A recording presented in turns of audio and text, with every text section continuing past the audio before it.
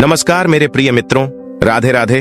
दोस्तों, एक बार फिर से स्वागत है आप सभी मित्र बंधुओं का हमारे धार्मिक चैनल 18 ही पुराणों पर।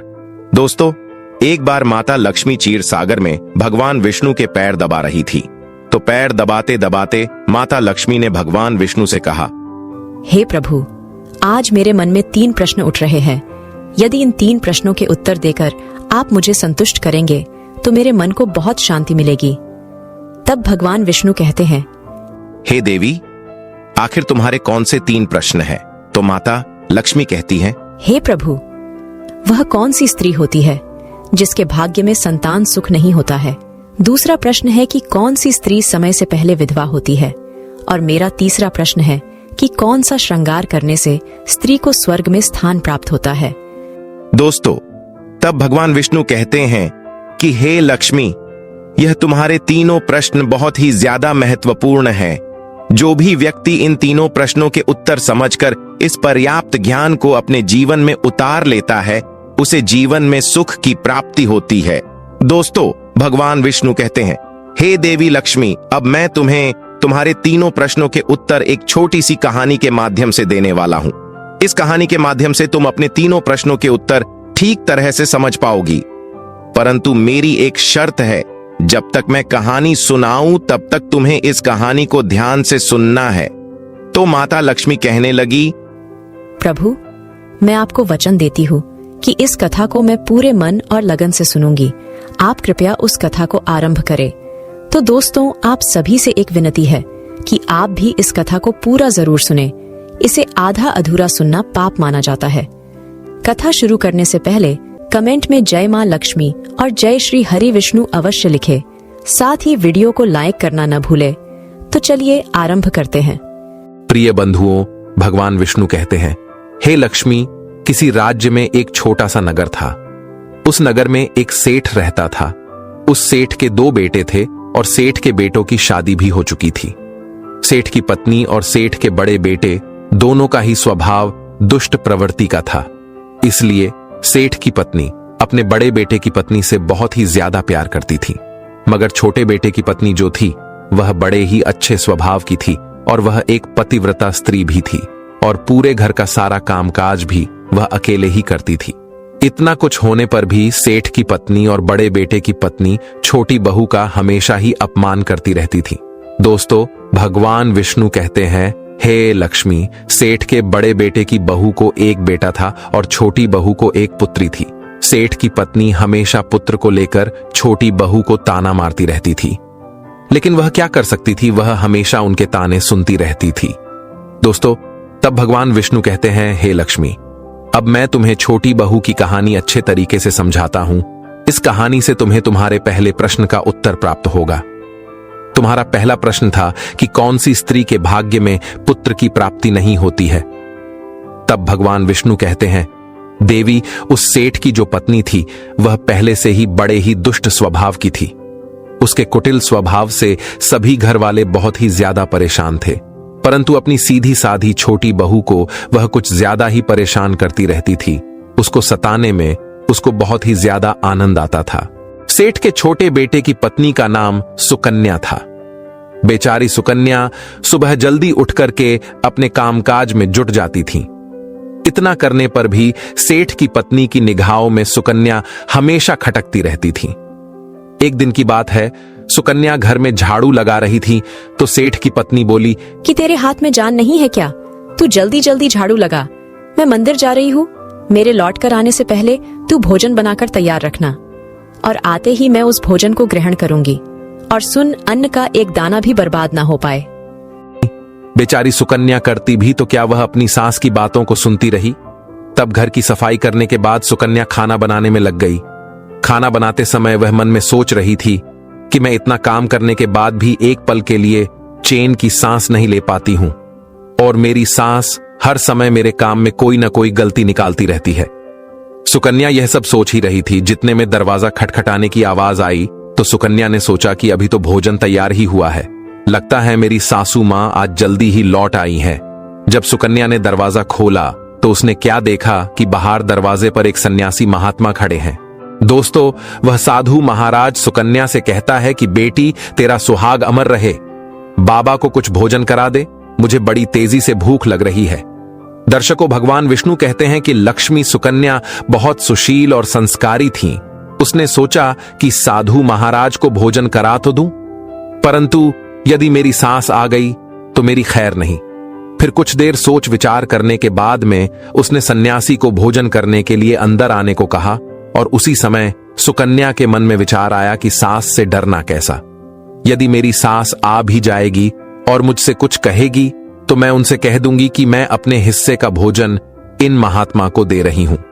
भगवान विष्णु कहते हैं, हे लक्ष्मी।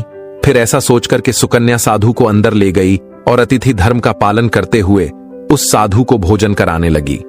अभी साधु भोजन कर ही रहा था कि सुकन्या की सांस आ गई, और फिर साधु को घर के अंदर बैठा भोजन करते देख करके उसका गुस्सा 7वें आसमान पर जा चढ़ा और एकदम से साधु महाराज से कहने लगी, यहाँ पर क्या किसी प्रकार का भंडारा या दावत नहीं चल रही है, जो तो राह चलते भिखमंगों को घर में बिठाकर खिला रही हो।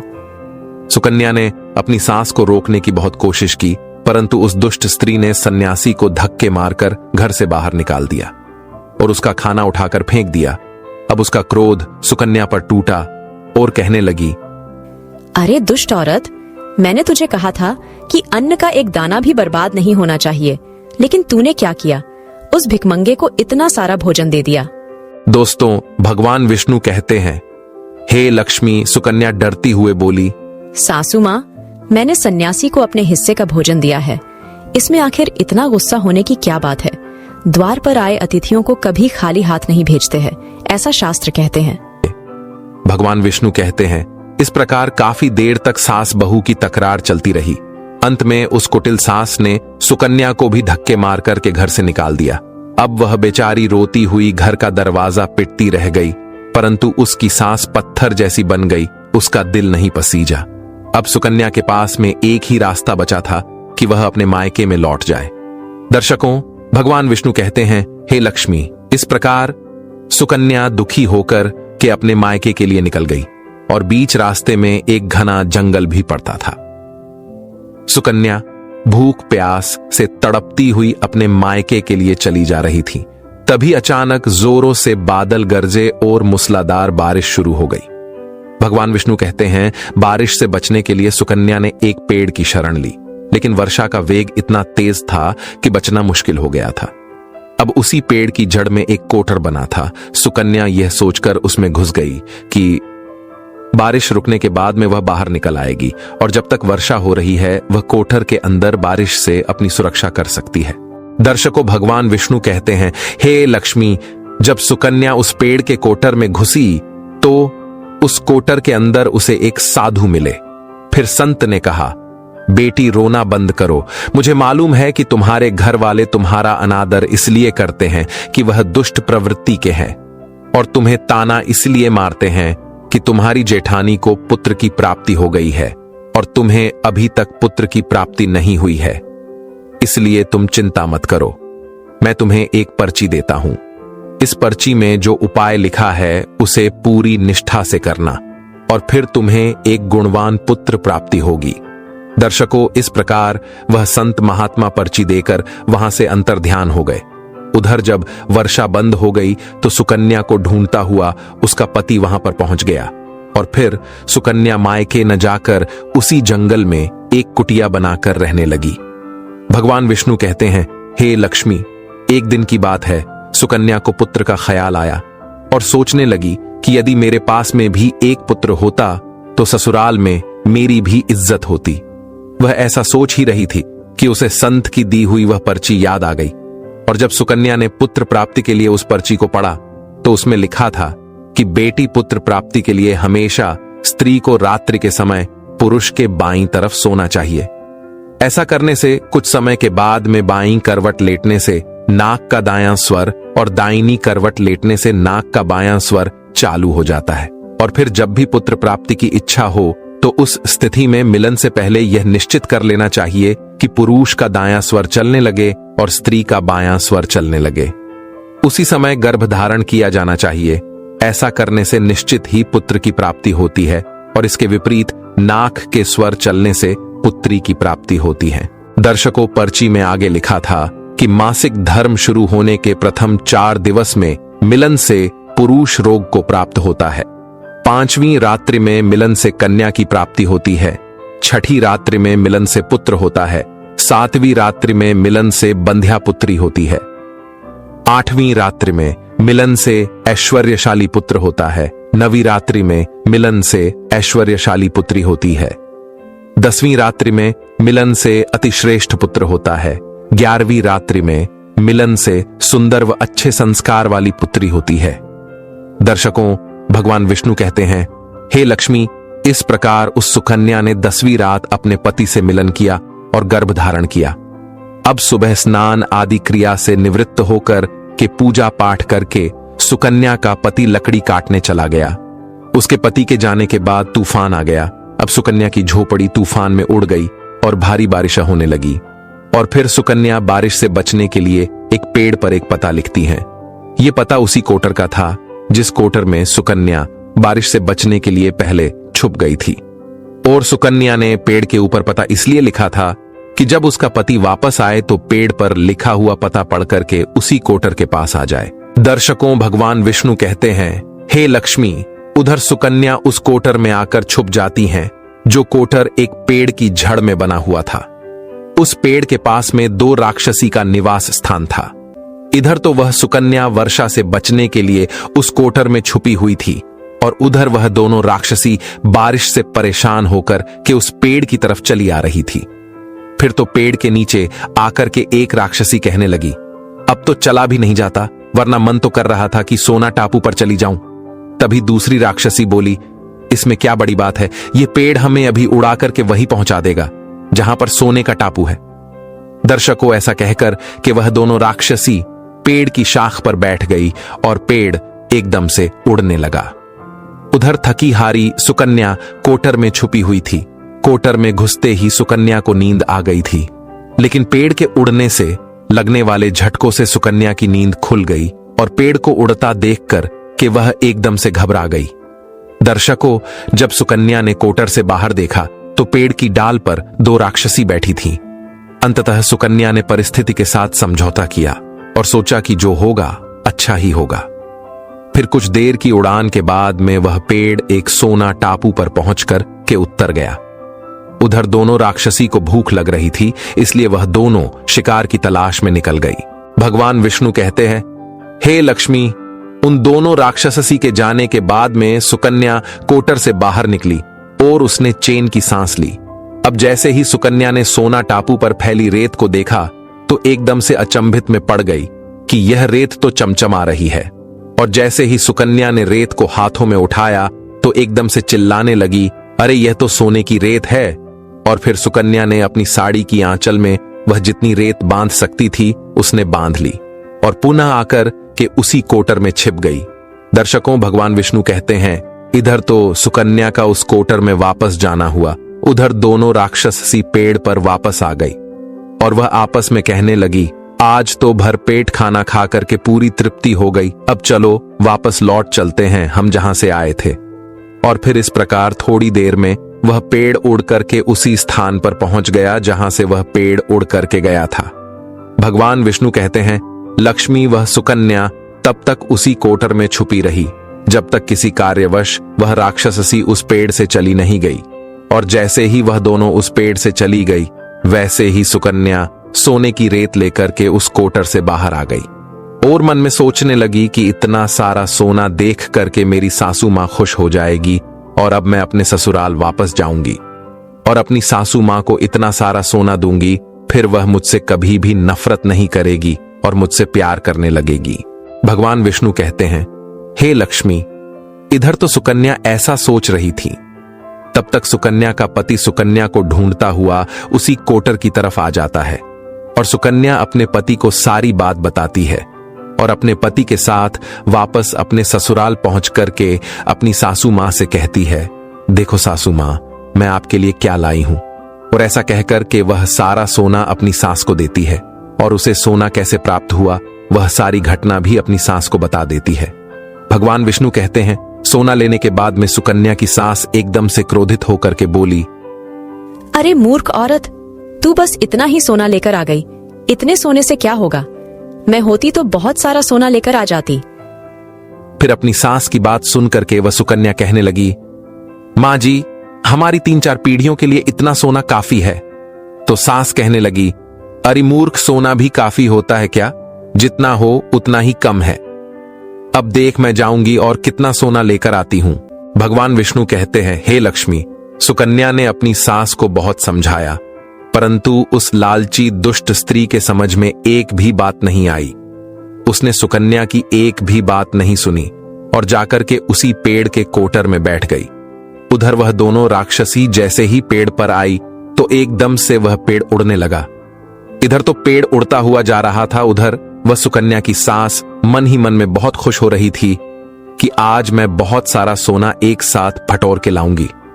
भगवान विष्णु कहते हैं, इधर तो सुकन्या की सास अपने मन में खुशियां मना रही थी। उसी समय एक राक्षसी कहने लगी, चलो आज स्वर्ण द्वीप पर न चलकर के मत्स्य द्वीप पर चलते हैं। आज मछलियां खाने का बहुत मन कर रहा है। और फिर जैसे ही राक्षसियों ने मछली खाने का मन बनाया, वैसे ही वह पेड़ मत्स्य द्वीप की तरफ उड़ चला। भगवान विष्णु कहते हैं, हे लक्ष्मी, इस प्रकार राक्षसियों की बात सुनकर के कोटर में बैठी वह लालची स्त्री स्वयं पर संयम नहीं रख सकी और एकदम से बोल पड़ी, अरे तुम सोना टापू क्यों नहीं जा रही हो? मत्स्य द्वीप मत जाओ, सोना टापू पर चलो।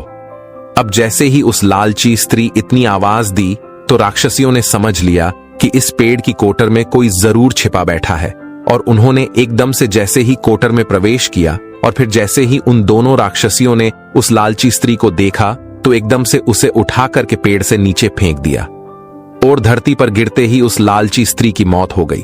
अब जैसे ही सूचना उसके घर वालों को मिलती है तो उस स्त्री का पति यानी सुकन्या का ससुर सुकन्या के पास जाता है और उससे कहते हैं, बेटी, मैं तो उसे पहले से ही समझाता था कि तू ऐसा काम मत कर। कभी भी किसी को लालच नहीं करना चाहिए और बहुएं बेटी की तरह होती हैं, उनको प्यार देना चाहिए। मगर उसने मेरी एक भी बात नहीं मानी और उसे उसके कर्मों का फल आज मिल गया। भगवान विष्णु कहते हैं, हे लक्ष्मी, उधर सुकन्या अपने पति के साथ में सुखपूर्वक जीवन यापन करने लगी। फिर कुछ समय गुजरने के बाद में सुकन्या को एक गुणवान पुत्र की प्राप्ति हुई और पुत्र की प्राप्ति के बाद सुकन्या की खुशी का ठिकाना नहीं रहा और वह भगवान का शुक्रिया करने लगी। उधर सेठ के बड़े बेटे की बहू, जो हमेशा सुकन्या को पुत्र को लेकर ताने मारती रहती थी, जब सुकन्या को पुत्र की प्राप्ति हो गई और उसे धन भी प्राप्त हो गया, उधर सेठ के बड़े बेटे और बहू के दिन गरीबी में गुजरने लगे। तो सेठ की बड़ी बहू जाकर के सुकन्या के आगे हाथ जोड़ करके अपनी गलती के लिए माफी मांगने लगती है। सुकन्या एक बहुत ही दयावान स्त्री थी और बहुत ही मधुर संबंध वाली स्त्री थी, इसलिए वह अपनी जेठानी को माफ कर देती है और वह जो भी सोना लेकर आई थी उसमें से कुछ सोना वह अपनी जेठानी को भी दे देती है। इस प्रकार वह पूरा परिवार अच्छे से जीवन यापन करने लगता है। भगवान विष्णु कहते हैं, लक्ष्मी, इस प्रकार जब समय धीरे धीरे सुखपूर्वक व्यतीत होने लगा तो सेठ की बड़ी बहू का जो पुत्र था वह अवगुणी था, इसलिए उसने सारा धन अवगुणों में बर्बाद कर दिया और सुकन्या को जो पुत्र हुआ था वह बहुत ही गुणवान था। वह अपने जीवन में इतना आगे बढ़ा कि उसने अपने माँ बाप का नाम रोशन कर दिया। और फिर जब सुकन्या और उसकी जेठानी का जीवन समाप्त हुआ तो सुकन्या को स्वर्ग की प्राप्ति हुई और उसकी जेठानी को नरक में स्थान मिला। भगवान विष्णु कहते हैं, लक्ष्मी, तुम्हारा पहला प्रश्न था कि कौन सी स्त्री के भाग्य में पुत्र नहीं होता, तो समझ लो संत के द्वारा दिए गए पर्चे के विपरीत जो कार्य करते हैं उनके भाग्य में पुत्र योग नहीं होता। लक्ष्मी, तुम्हारा दूसरा प्रश्न था कि कौन सा गहना पहनने से स्त्री या पुरुष की दर्दनाक मौत होती है, तो समझ लो वह है लालच रूपी गहना, जो सेठ की पत्नी ने पहना था और खूब सारा सोना लाने के लालच में कोटर घुस गई और राक्षसियों द्वारा नीचे फेंक दिए जाने के कारण सेठ की पत्नी की दर्दनाक मौत हो गई। इसलिए लालच रूपी गहना कभी नहीं पहनना चाहिए। लक्ष्मी, अब तुम्हारा तीसरा प्रश्न था कि कौन सा श्रृंगार करने से स्त्री को स्वर्ग में स्थान मिलता है, तो वह चरित्र रूपी श्रृंगार यानी कि चरित्रवान और पतिव्रता स्त्री। सेठ की छोटी बहू सुकन्या की तरह मृत्यु के बाद स्वर्ग में जाती है, इसलिए हर विवाहित स्त्री को पतिव्रता और चरित्रवान होना चाहिए। दोस्तों, आपको यह कहानी कैसी लगी, कृपया हमें कमेंट में जरूर बताएं। अगर आपको कहानी पसंद आई हो तो अपने मित्र बंधुओं के साथ जरूर शेयर करें। आशा करते हैं यह जानकारी आपको अच्छी लगी हो। अधिक धार्मिक जानकारी के लिए हमारे 18 ही पुरानों चैनल को सब्सक्राइब करें और हमसे जुड़े रहें। आप सभी का धन्यवाद।